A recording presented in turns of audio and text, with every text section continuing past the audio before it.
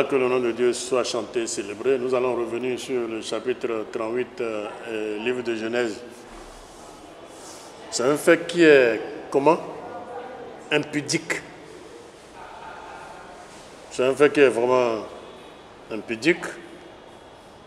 À partir du moment où Judas a été trompé par sa belle-fille. Si Judas n'était pas adultère, s'il n'aimait pas aller vers les femmes autrui, donc c'était dans cette habitude d'aller vers les femmes autrui, c'est pour cela qu'elle a été trompée de cette façon-là. Je ne sais pas pourquoi. C'est impudique, hein, quand on parle d'un fait qui est impudique, c'est-à-dire que la personne est tout le temps souillée. Il est souillé. Je ne sais pas comment vous l'expliquer, mais il est dans la boue. Il est dans la boue. La boue mélangée avec des excréments humains, oui, de mauvaises odeurs.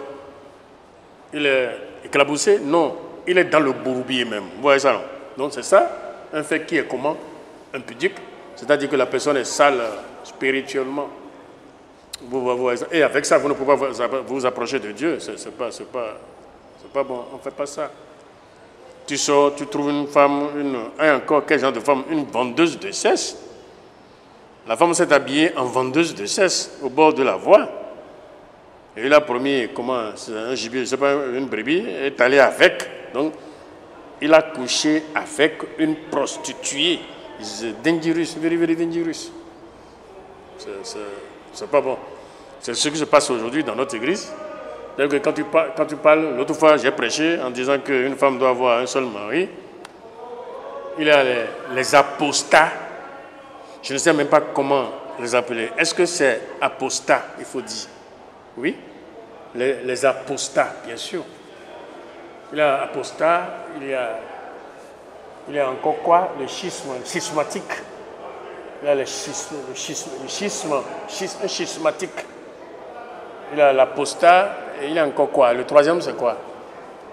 Ils sont trois.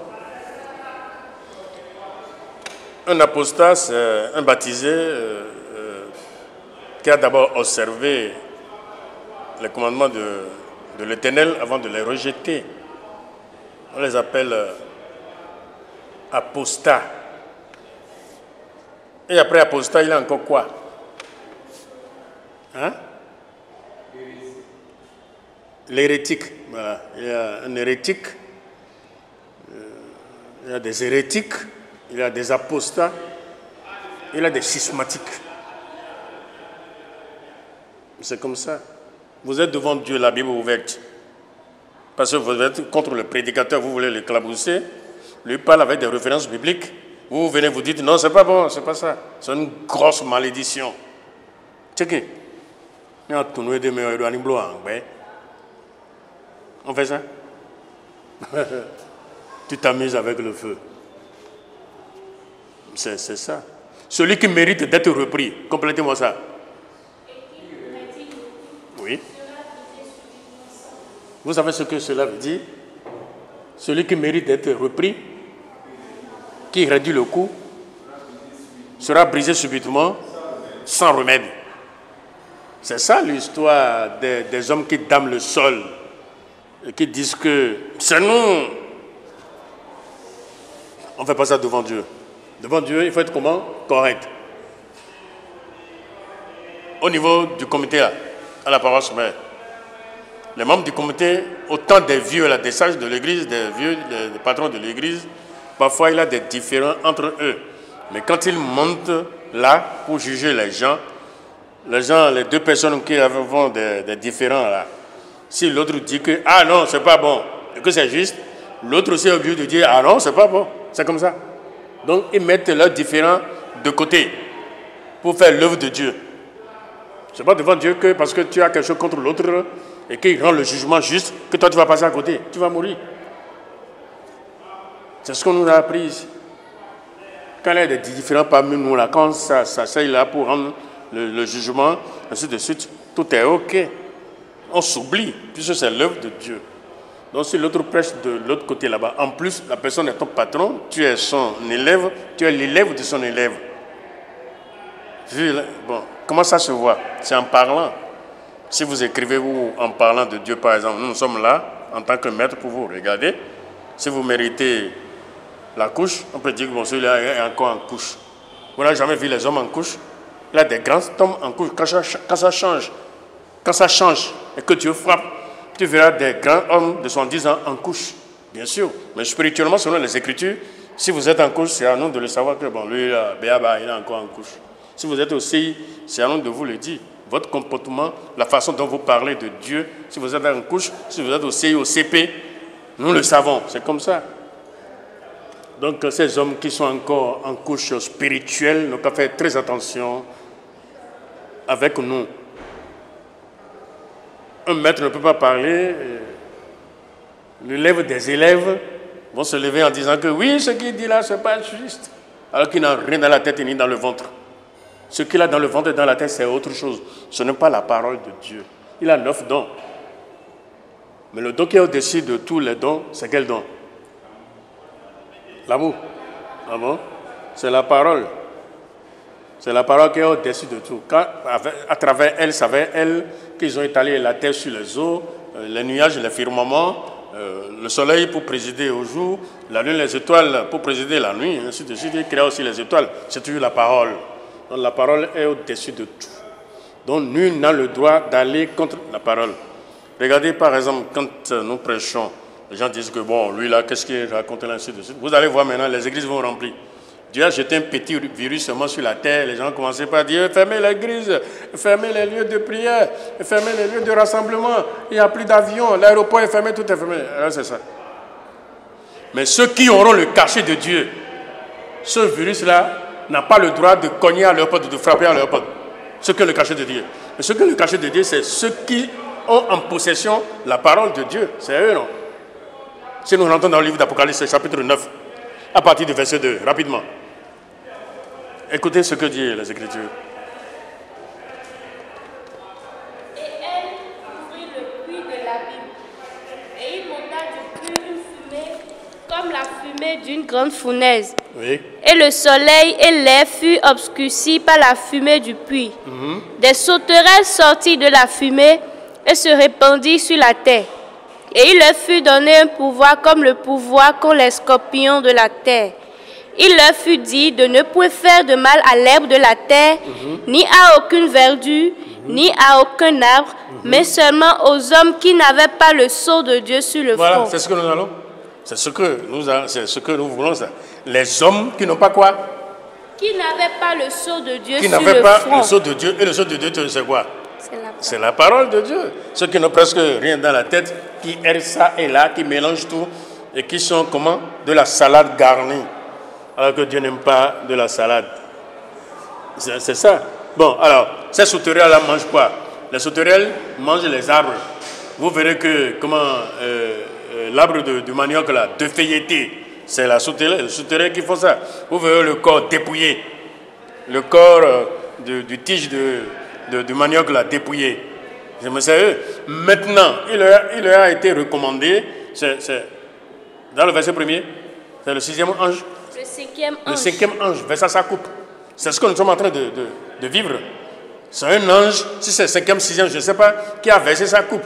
Et on dit virus, les gens commencent à courir de gauche à droite. La prophétie est déjà là. Vous ne comprenez pas ça? C'était ça. Maintenant, ces sauterelles-là qui ont été envoyées par l'ange là, l'ange qui est choisi pour frapper la terre parmi les 7, ainsi de suite. Bon, alors, il a été dit aux sauterelles de ne pas manger les arbres, les feuilles vertes. C'est ce qu'il a été dit. Mais par contre, de manger la peau de ceux qui n'ont pas le cachet de Dieu sur leur corps. On peut les citer. Ce sont les 16 ministres du diable. Citez-moi ça rapidement. C'était ça, les 16 ministres du diable. Ceux qui sont encore dedans, oui. L'impureté, oui. L'impureté. L'idolâtrie. Galates 5, verset 21. L'impudicité, l'impureté, la dissolution, l'idolâtrie, la magie, les inimitiés, les querelles, les jalousies, les animosités, les disputes, les divisions, les sectes, l'envie, l'ivrognerie, les essais de table et les choses semblables. Ça fait 16. Ministre du diable, bon, par lesquels il passe pour séduire les enfants de Dieu. Si une femme se livre aux hommes, elle devient comment? Impure. Si elle couche avec 1, 2 hommes, elle devient impure. Si elle continue 3, 4, elle rentre dans l'impudicité. Elle est sombrée.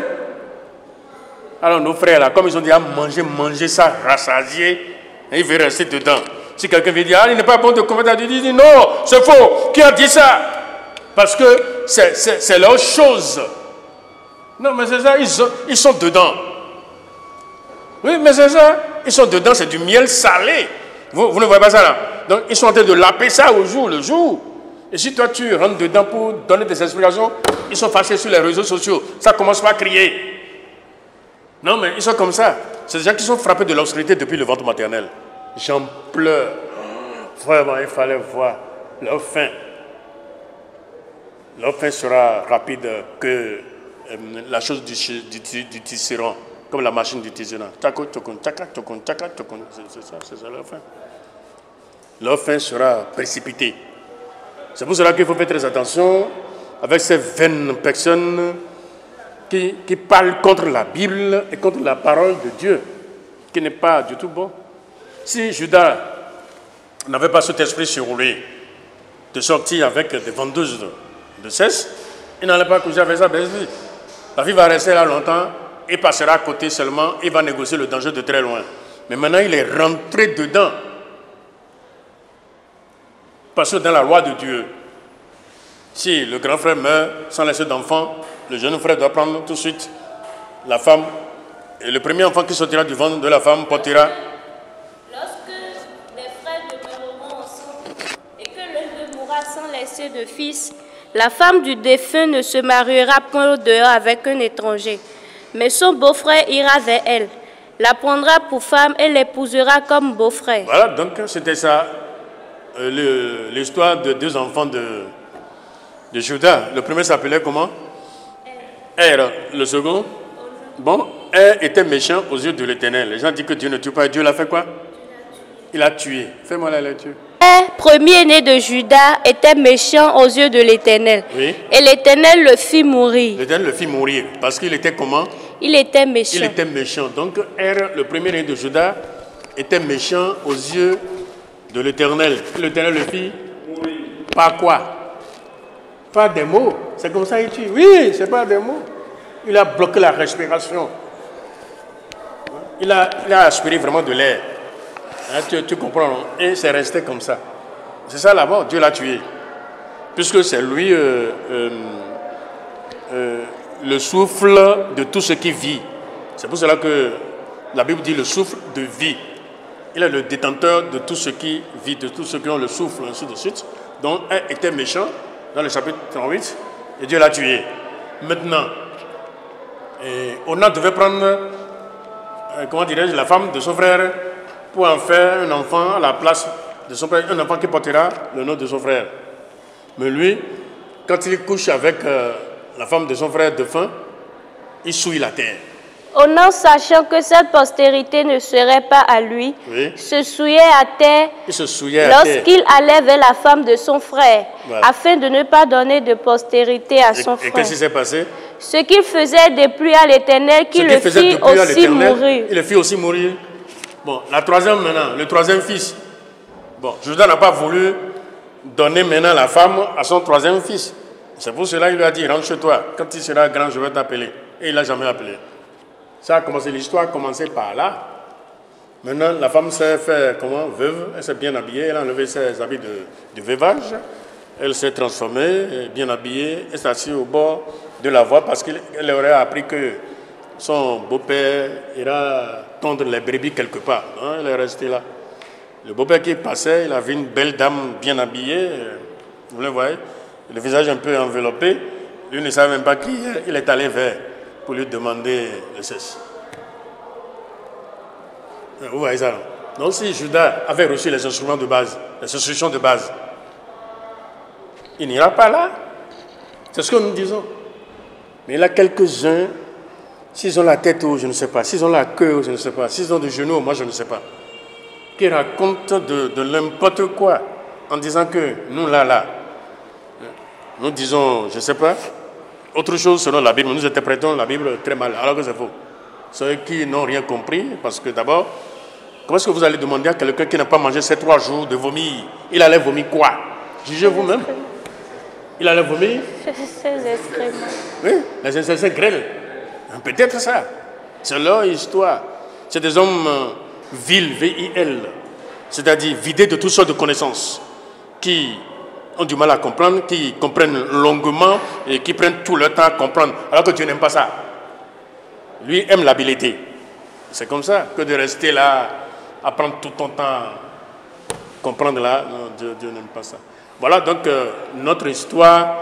Une femme qui couche avec 2 hommes, il a un problème avec Maman Marie, il a un problème avec Jésus-Christ, il a un problème avec le royaume de Dieu parce qu'il s'est souillé. Vous devez être, comment? Vous devez être un exemple derrière Maman Marie. Il faut la ressembler. Et le sexe, c'est sacré. Bon, quel est l'homme qui n'a pas passé par le ventre d'une femme? C'est pour cela qu'on ne s'amuse pas avec. Tu as passé par là. Ah, mais oui, c'est comme ça. Donc en Israël, jusqu'à ce jour, si après le mariage, tu vas vers ta femme et que tu la trouves qu'elle n'est pas vierge, on devait la faire sortir à l'entrée principale de la ville, à l'entrée principale de la ville, et les anciens de la ville la lapideront et elle mourra parce qu'elle a commis une infamie en Israël. Mais si le fait est vrai, si le fait est réel, si la jeune femme ne s'est point trouvée vierge, oui, on fera sortir la jeune femme à l'entrée de la maison de son père. Oui. Elle sera lapidée par les gens de la ville. Oui. Et elle mourra parce qu'elle a commis une infamie en Israël. Elle a commis une infamie en Israël. En se prostituant de la maison de son père. En se prostituant depuis la maison de son père. Tu ôteras ainsi le mal du milieu de toi. C'est moi qui ai écrit ça. Moi, je ne sais même pas écrire. Hein? Moi, j'ai écrit ça. Je ne suis pas un écrivain. Comment c'est un écrivain, non? Je n'ai jamais été écrivain, ni un écrivassier. Tu comprends? Moi je n'écris rien. Voilà, c'est la Bible qui parle. Donc, c'est la Bible que nous prêchons. Et la mère Marie a évité de justesse, parce que les anciens ont dit à Joseph de la faire sortir, on va la lapider. Regarde l'état de ta femme. Tu la regardes, faites-la sortir. Dans le verset 18, nous allons la lapider. C'était ça. Mais Joseph, qui était un homme de cœur, un homme juste, ne voulant pas la diffamer publiquement, mais voulant la laisser secrètement. C'était ça l'histoire. Joseph, son époux, qui était un homme de bien et qui ne voulait pas la diffamer, se proposa de rompre secrètement avec elle. C'était ça. Parce que le ventre a commencé par pousser. Et Joseph ne l'a jamais connu. Ça, c'est quoi ça? Donc, on devait la tuer, la lapider. C'est ça Israël, c'est ça la Bible. C'était ça. Mais quand il pensait ces choses-là, l'ange est venu pour lui dire que non, ne t'inquiète pas, hein, de prendre ta femme Marie. Hein. C'est qu'elle est dans le ventre là, c'est le Saint-Esprit. C'était ça, on l'a calmé. Tu peux lire ça, non? En descendant un peu là. On l'a calmé. Comme il y pensait. Comme il pensait. Voici, un ange du Seigneur lui apparut en songe et dit: Joseph, fils de David, ne crains pas de prendre avec toi Marie, ta femme, car l'enfant qu'elle a conçu vient du Saint-Esprit. Voilà, c'était ça, on l'a calmé tout doucement en disant que c'est le Saint-Esprit. Et la même Marie savait qu'elle allait mourir. Si elle disait oui, elle allait mourir. Parce qu'elle connaît la loi.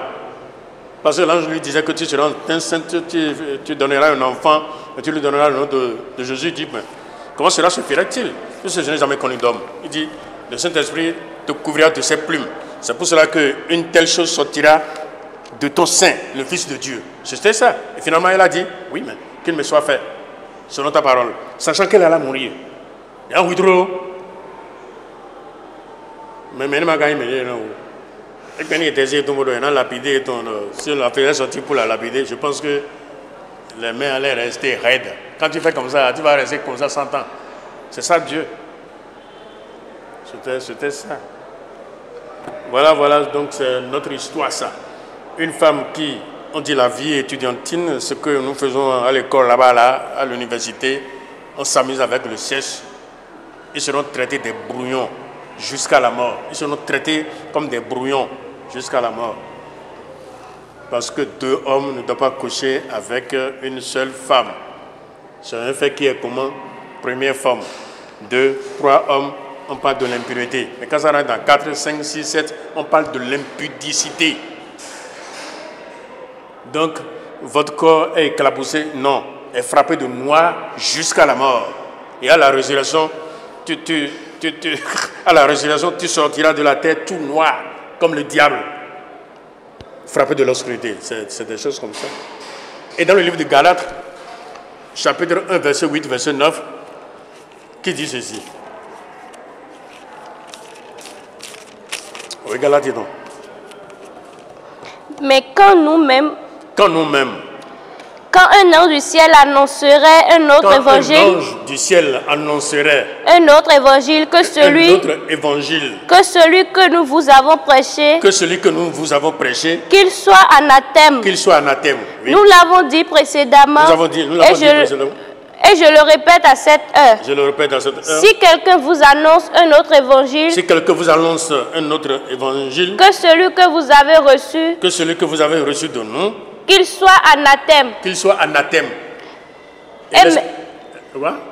maintenant. Ça va. Et qu'appelez-vous anathème? Anathème, c'est quoi? Qu'il soit anathème. Qu'il soit anathème. Qu'il soit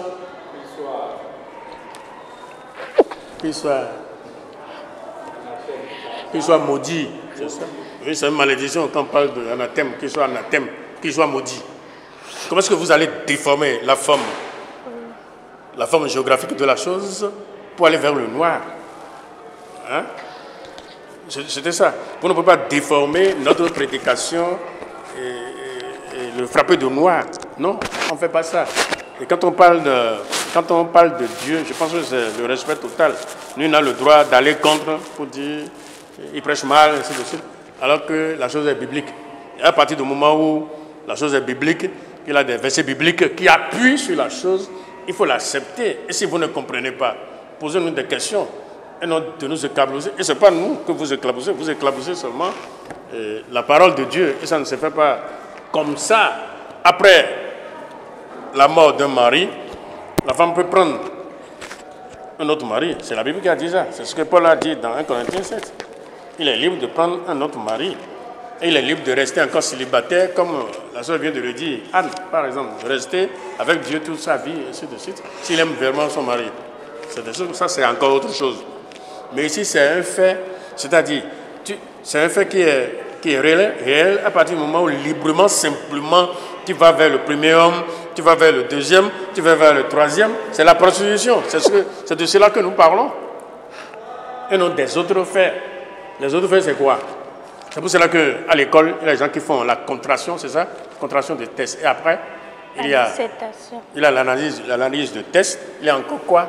Il y a le commentaire. Il y a encore quoi? La dissertation. La dissertation, oui, mais c'est ça. C'est ça. Les Blancs ne sont pas fous. Ils sont bien. À l'école, là, il y a tout ça, là. Vous voyez, c'est ça qui manque à nos frères, là, qui crient un peu partout. Ils mélangent les pédales. Vous voyez. De l'autre côté, après la mort d'un mari, la femme peut prendre un autre homme. Il n'a pas commis de péché. Non. Mais la Bible, dans le chapitre 7, 1 Corinthiens, là, il est écrit dedans, s'il prend un autre mari du vivant de son mari... Si donc, du vivant de son mari, elle devient la femme d'un autre homme, oui, elle sera appelée adultère. Elle sera appelée adultère, c'est ce que la Bible dit. Bon, et un peu plus loin, Moïse leur a donné, comment dirais-je, leur a autorisé de donner une lettre de divorce à leur femme après une faute, d'accord, ainsi de suite. Mais au cours de sa mission, Jésus-Christ, El Sabaoth, il disait que c'est à cause de la dureté de votre cœur que Moïse vous a donné cette autorisation-là. Sinon, au commencement, il n'en était pas comme ça. Et Jésus leur dit, il leur dit, c'est à cause de la dureté de votre cœur que Moïse vous a donné ce précepte. Voilà, c'est ça. Mais au commencement de la création, Dieu fit l'homme et la femme. C'est pourquoi l'homme quittera son père et sa mère et s'attachera à sa femme. Donc, en toutes choses, selon le livre de Matthieu 5, 31, celui qui répudie sa femme l'expose à commettre adultère.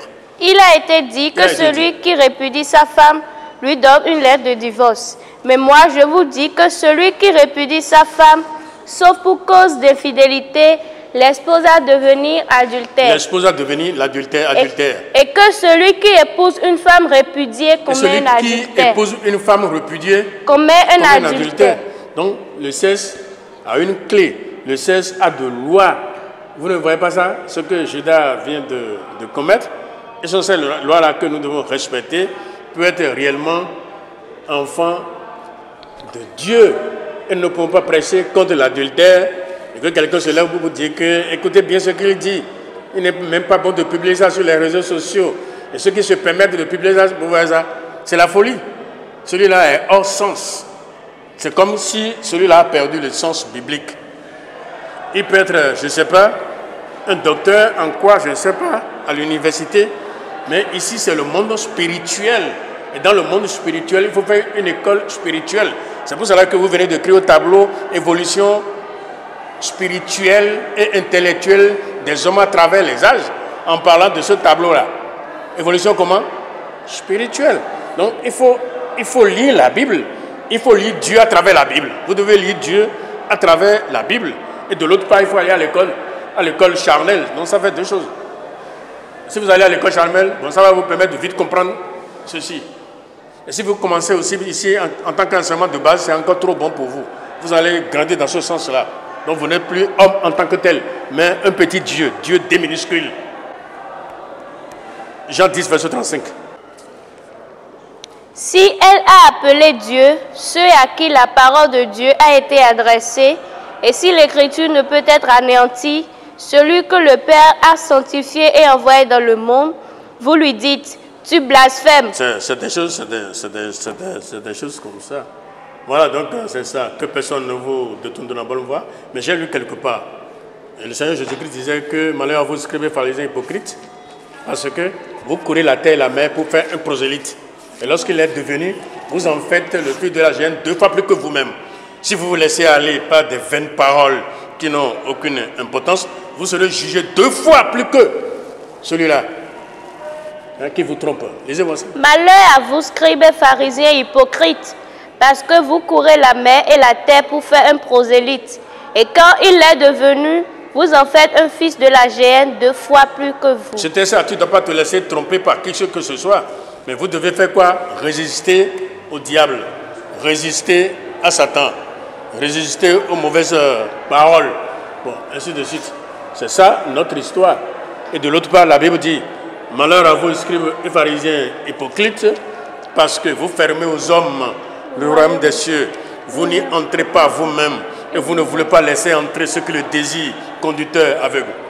Malheur à vous, scribes et pharisiens hypocrites, parce que vous fermez aux hommes le royaume des cieux. Vous n'y entrez pas vous-même et vous ne laissez pas entrer ceux qui le désirent. Conducteur aveugle. Voilà, donc c'est des choses comme ça. Vous voyez, vous ne devez pas les écouter. Il faut essayer de les éviter, parce que la Bible nous dit de négocier le danger de très loin et non à l'approche du danger. Bon, voilà, donc c'est des choses qui se passent. Ce que nous disons là, bon, d'abord, moi j'ai déjà fini 40 ans d'enseignement, 45 ans d'enseignement. Je ne sais pas, je ne comprends pas un bébé qui est en couche. La couche, je parle de la couche, de la parole de Dieu. 1 Pierre 2, c'est ça. 1 Pierre chapitre 2, le verset 2. Quelqu'un qui a encore le lait maternel, voilà. Qui suce encore le lait maternel, le lait de la parole. Désirez comme des enfants nouveau-nés, le lait spirituel est pur. Vous pouvez avoir 70 ans, après le baptême, vous êtes comment?